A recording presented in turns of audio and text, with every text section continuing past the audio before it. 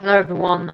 I'm Charlie Tolhurst, and welcome to the Motorsport Mayhem podcast for today, 28th of January, 2026, live on YouTube. I hope you're all having a great time today. I am live today for the Motorsport Mayhem podcast. I'm your presenter, Charlie Tolhurst, and today we have got a lot to talk about from the world of motor racing, including some events happening over in Monte Carlo this weekend. We're going to start off, though, with the Monte Carlo Rally. And if you want to watch more of these videos, these lives, please like and subscribe my YouTube channel and get the bell notification. I'll let you when new videos get uploaded. Now, we're going to start with the Monte Carlo Rally, one of the most iconic motorsport events in the world.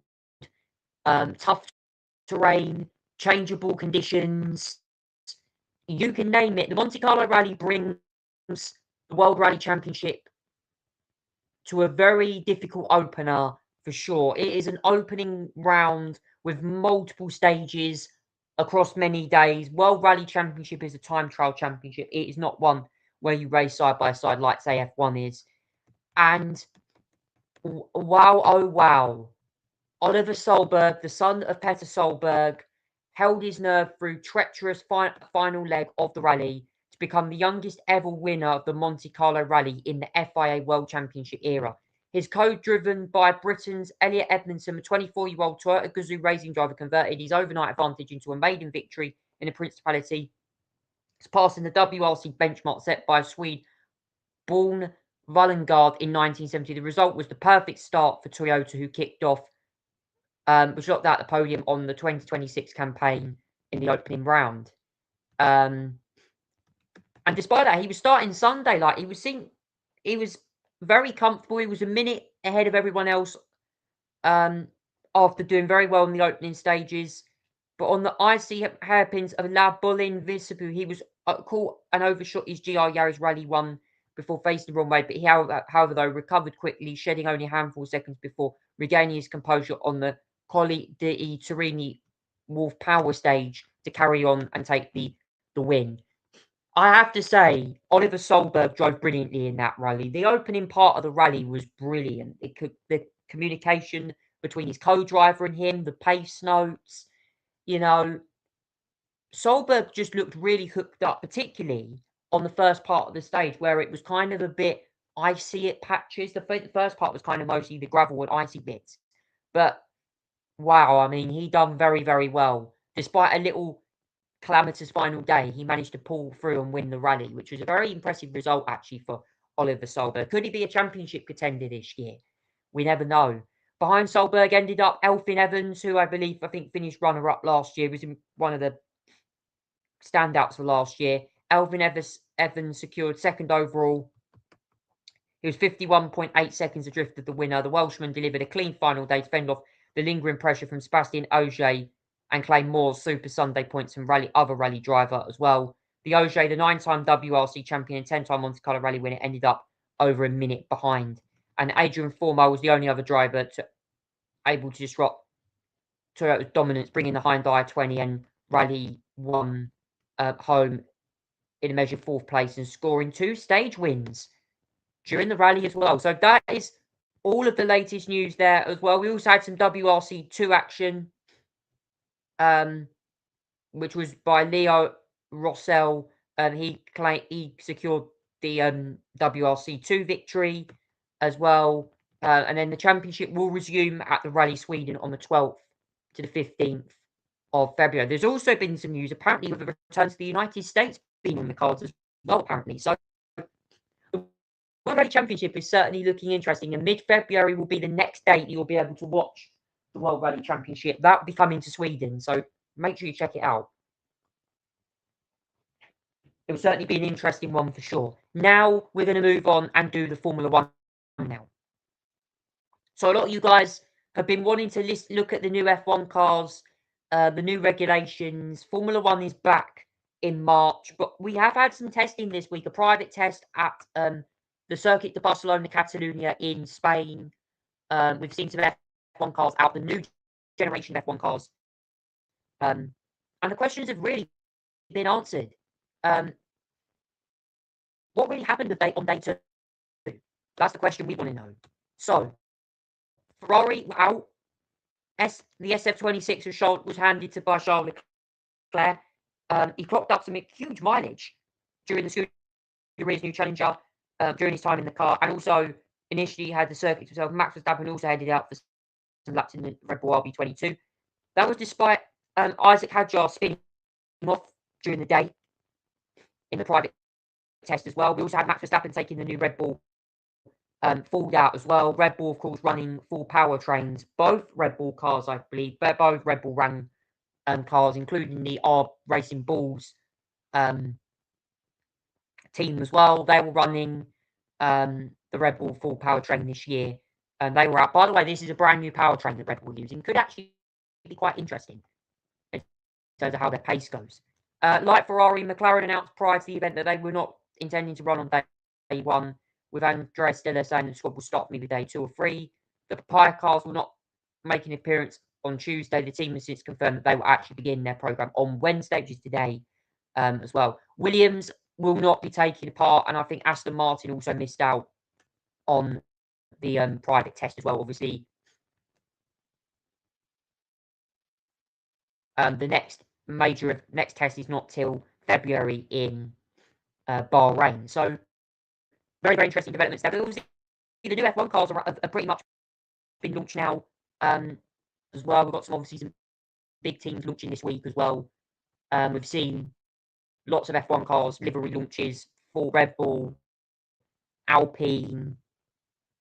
And there's also been some big news around Christian Horner, apparently, where he could be going this season as well. Obviously, as I said, we've got 2 tests in Bahrain, one on the 11th to the 13th of Feb, one on the 18th to the 20th, and then the 8th of March, we go racing for the 2026 F1 season in Australia. So not long now, really. And these obviously have active aero. The cars have active aerodynamics, sustainable engines as well. Overtake mode, DRS being scrapped. There's a lot of new regulations this year. The active aero is certainly going to be interesting. So that's all your Formula One news for now. I'm going to quickly move on and do some final bit of news today. And let's go over to some of the local UK regional motorsport news now from the United Kingdom. And kind of, well, I want to quickly talk about a couple of things whilst we're here, because this is kind of important, really, to address these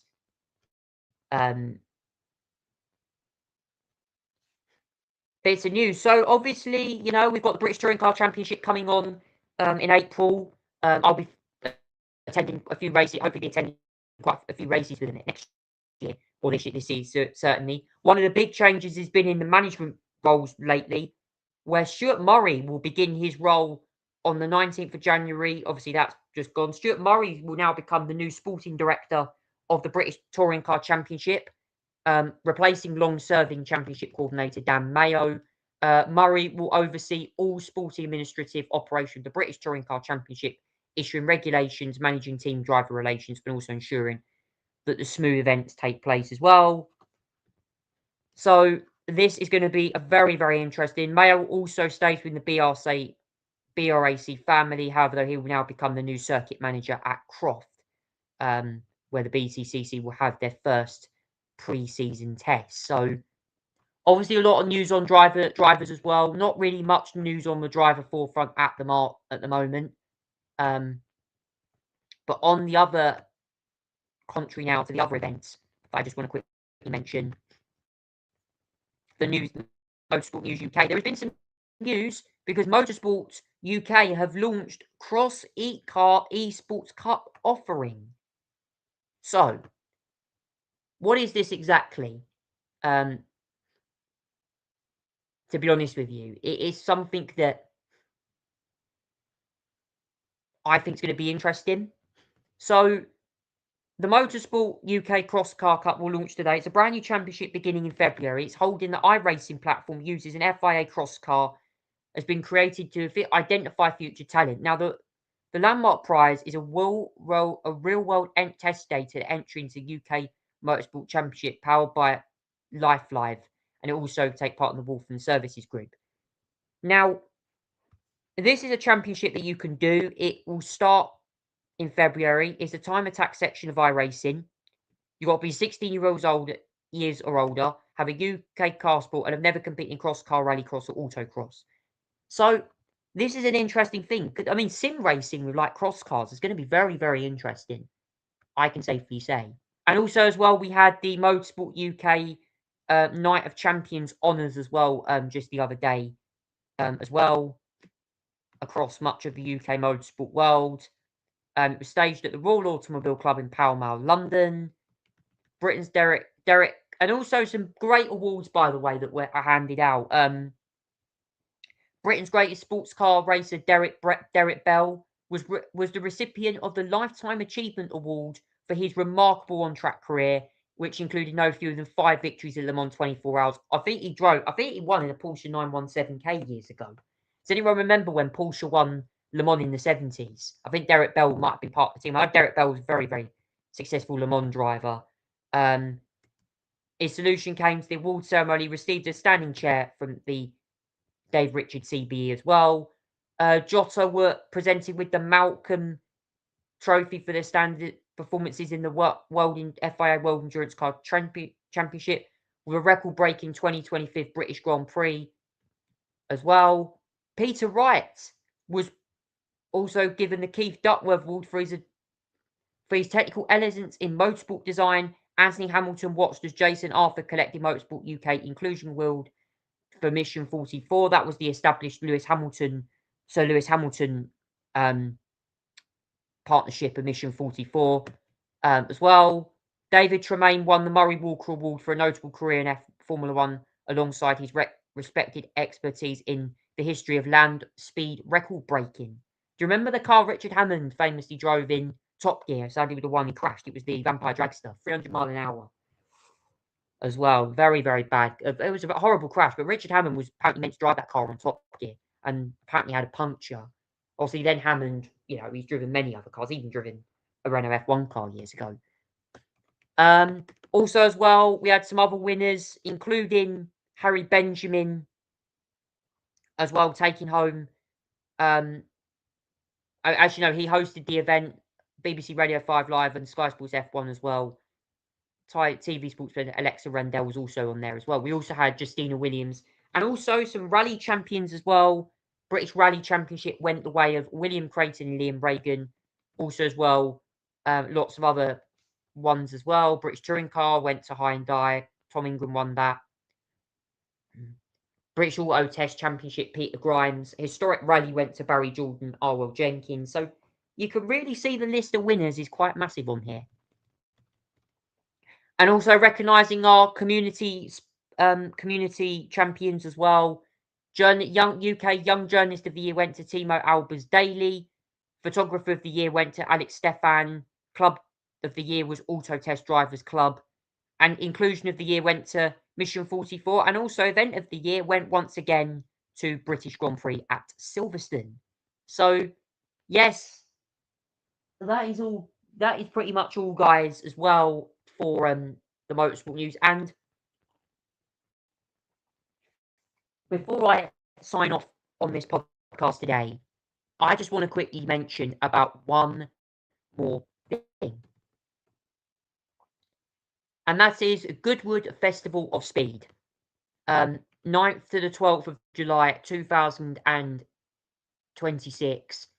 Goodwood Festival of Speed will be taking place this year. And I just want to say the main theme, one of the main themes of this year's Goodwood Festival of Speed is going to be the 50th anniversary of Barry Sheen, a motorbike legend, or motorbike great, in fact, Barry Sheen.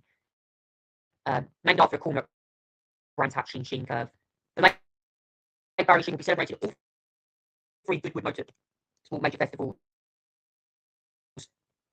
marking 50 years since he won his first title. He won in the 500cc in 76 and 77. Whilst riding for Suzuki, and he also was awarded MBE in 1978 the services to the sport. And it will be remembered, his sporting accolades will be remembered on the Goodwood Members Meeting in April on 18th and 19th, the 9th to 12th Festival Speed, and then a Revival Heritage Weekend on the 18th to 20th of September. Can I just say, it's great. Goodwood Festival Speed is an event that truly represents motorsport culture, not just motorsport culture, but production cars, you know,